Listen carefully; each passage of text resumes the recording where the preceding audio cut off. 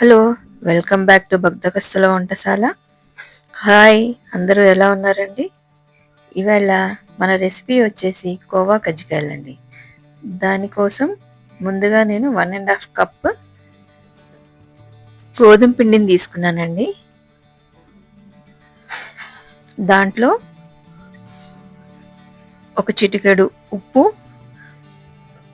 ఒక 1 table spoon నూనె, ఆ 2 వేసి మనం ఆ పిండిని తడుపుకుందామండి.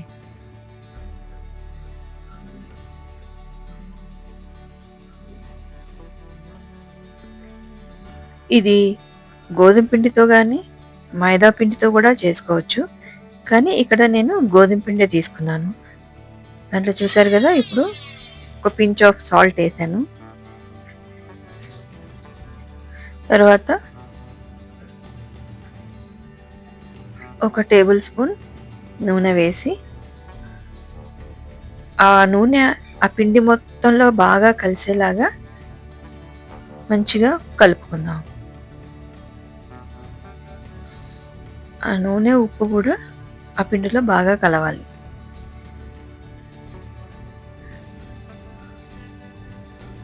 అలా మంచిగా కలిపేసుకుని తర్వాత చపాతీ పిండిలాగా తడుపుకోవాలండి. చపాతీ పిండి కొంచెం మనం లూజ్గా కలుపుకుంటాం కదా, ఇది అంత లూజ్గా కలుపుకోకూడదు, గట్టిగానే ఉండాలి పిండి. అలా కొంచెం కొంచెంగా నీళ్లు పోస్తూ కలుపుకుందాం. ఇది కొంచెం గట్టిగానే ఉండాలండి చపాతీ ముద్ద.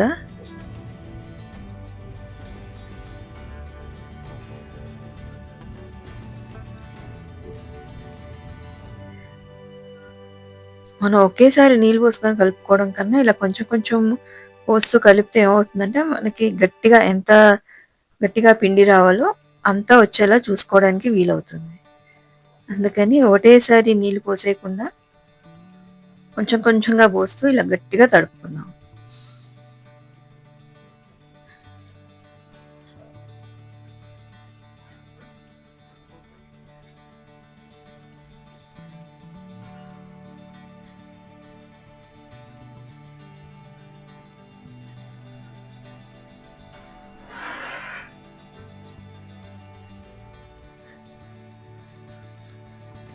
చూసారు కదండి, ఇలా కొంచెం కొంచెంగా పోస్తూ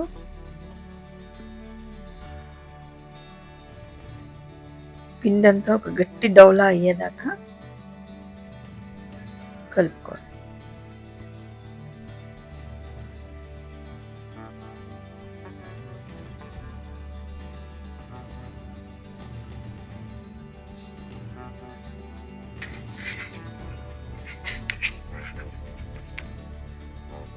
అది ముద్దలా చేసి పెట్టేసుకొని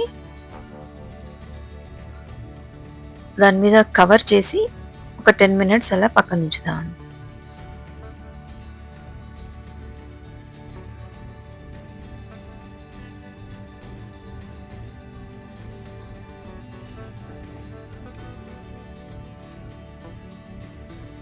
తర్వాత నెక్స్ట్ ప్రాసెస్లోకి వెళ్ళినప్పుడు నేను ఇక్కడ ఒక 100 గ్రామ్స్ కోవా తీసుకున్నా అండి. దీనికోసం ఒక కప్పు పంచదార. మీరు పంచదార తినేదాన్ని బట్టి తీసుకోవచ్చండి. మీరు కొంచెం తీపి తక్కువగా తినాలి అనుకుంటే కొంచెం తక్కువ వేసుకోండి పంచదార. పంచదార మిక్సీ చేసి పౌడర్ చేసి పక్కన వేసుకుందామండి. తర్వాత నేను కొన్ని బాదాములు, కొన్ని జీడిపప్పులు కచ్చా పచ్చాగా నూరుకొని అది కూడా పక్కన పౌడర్ కూడా పక్కన వేసుకున్నాను. ఇప్పుడు ఒక 3-4 ఇలాచీలు అది కూడా ఒలిచేసుకొని దాన్ని కూడా లైట్గా స్మాష్ చేసేసి దాంట్లో మన కోవా దాంట్లో కలిపేసుకుందాం. చిన్న పొడిలాగా చేసేసుకొని ఇప్పుడు ఈ వేసాను కదండి, దాంట్లో కలిపేసుకుందాం, కోవా దాంట్లో కలిపేసుకుందాం. ఇప్పుడు ఈ 3 కూడా మంచిగా కలిపేసుకుందాం. పంచదార పొడి, పలుకుల పొడి, కోవా, ఈ 3 కూడా చక్కగా కలిసేలాగా కలుపుకోవాలి. ఈ కోవా పంచదారలో కలిసిన తర్వాత ఏమవుతుందంటే కొంచెం లిక్విడ్‌గా అవుతుందండి. కొంచెం నీరొచ్చినట్టుగా అవుతుంది. ఇది కలపంగానే వెంటనే పూరి చేసేసుకొని స్టఫింగ్ లోపల పెట్టేసుకొని వేయించేసుకోవాలి. ఎక్కువ సేపు ఉంచకూడదు. ఎందుకంటే పంచదార కోవాలో కలిసిన తర్వాత కొంచెం నీరొచ్చినట్టుగా వస్తుంది. అందుకని ఇది కలిపేసుకొని వెంటనే మనం పూరీలు ఒత్తేసుకొని కజ్జికాయల కోసం పూరి ఒత్తేసుకుందాం. చూసారు కదా! అవన్నీ చక్కగా కలిసేలాగా కలిపేసుకొని తర్వాత అండి ఇప్పుడు మనం ముందుగా తడిపెట్టుకున్న చపాతీ పిండితోటి చిన్న చిన్న ఉండలుగా చేసుకొని దాన్ని పూరీలో ఒత్తుకుందాం. చూస్తున్నారు కదా! ఇలా పూరిలా సన్నగా పూరిలా ఒత్తేసుకొని కావాలంటే మధ్య మధ్యలో పిండి అద్దుకొని పూరిలాగా రౌండ్‌గా చేసుకుందాం.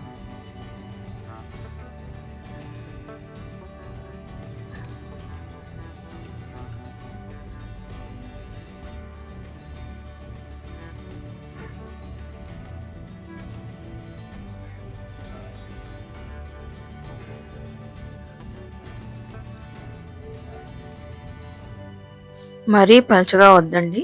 కొంచెం లావుగానే ఒత్తుకుంటే మనకి ఇవి కాల్చేటప్పుడు ఈజీ అవుతుందనమాట. విరిగిపోకుండా ఉంటుంది కజ్జికాయ అనేది. ఇలా రౌండ్‌గా చేసుకున్న తర్వాత ఇప్పుడు ఆ పూరి మధ్యలో మనం రెడీ చేసి పెట్టుకున్నాం కదా కోవాది. అది 1 to 1½ స్పూన్ అది దాంట్లో మధ్యలో వేసేసుకొని ఈ పూరిని కజ్జికాయలాగా దగ్గరగా ఒత్తేసుకోవడమే అండి. చూపిస్తాను నేను ఎలా చేయాలో ఒకసారి చూడండి.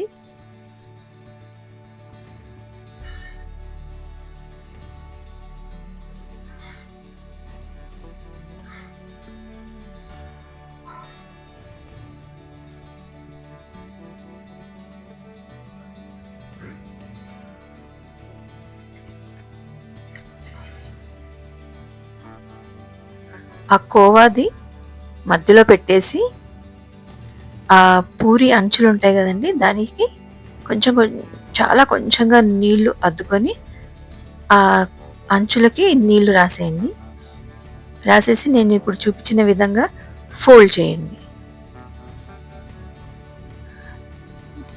చూస్తున్నారు కదా! అది గట్టిగా ప్రెస్ చేస్తే ఆ అంచులు ఏవైతున్నాయో అవి గట్టిగా అతుక్కుంటాయి.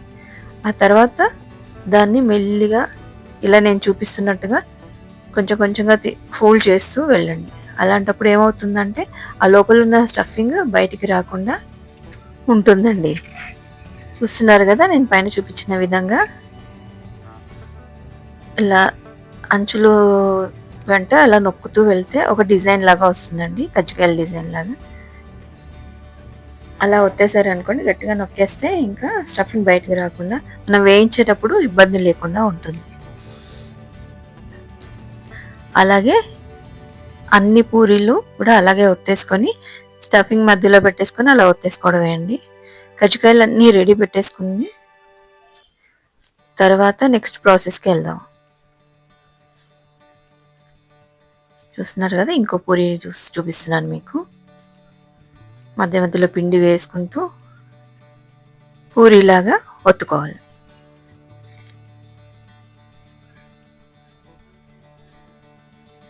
ఇంకోసారి చూడండి జాగ్రత్తగా ఎలా చేయాలో.